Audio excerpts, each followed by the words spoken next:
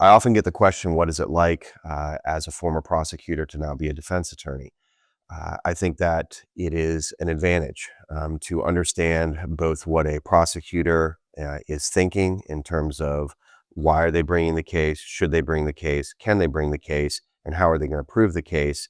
And as a defense attorney, how are we going to show that either a case should not be brought, or if it should be brought, what a fair resolution would be, or if it's being brought and there is a strong disagreement about what a resolution is, can they prove the case? Has the government followed the law, followed the Constitution in obtaining evidence in this case?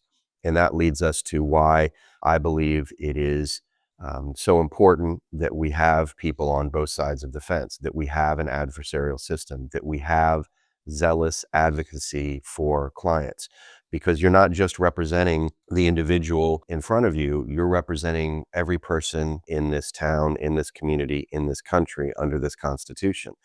And what I mean by that is that when the government, whether that be a state attorney individually or the state attorney's office or law enforcement or an investigating agency, if they don't follow the rules and they break the Constitution and there's no one there to check that use and their actions, then the system fails.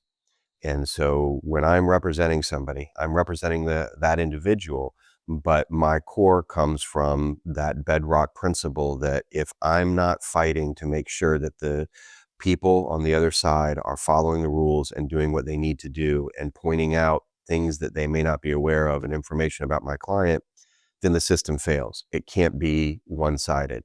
The only way that our criminal justice system works is to have somebody on the other side, whether that's a state attorney or a defense attorney, advocating for their clients. On the state side, that is the state of Florida and the people of the state of Florida. On the defense side, it is an individual, but more importantly, globally, it really is the entire community.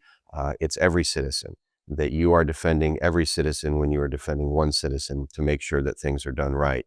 And I think that having been on both sides and believing in the system, I could be on both sides. I could be a prosecutor. I could be a defense attorney because I believe in the importance of what we're doing and what we're trying to uphold, which is a sense of justice for all individuals. And without that fight, the norms, the rules, the Constitution gets disregarded, and innocent people end up suffering severe consequences based on perceptions and basically an end being justified through whatever means they want to use. And that's not acceptable. And so I always take that on every case and every individual, that what I'm trying to do is protect everyone. And I do that by protecting the individual who I represent.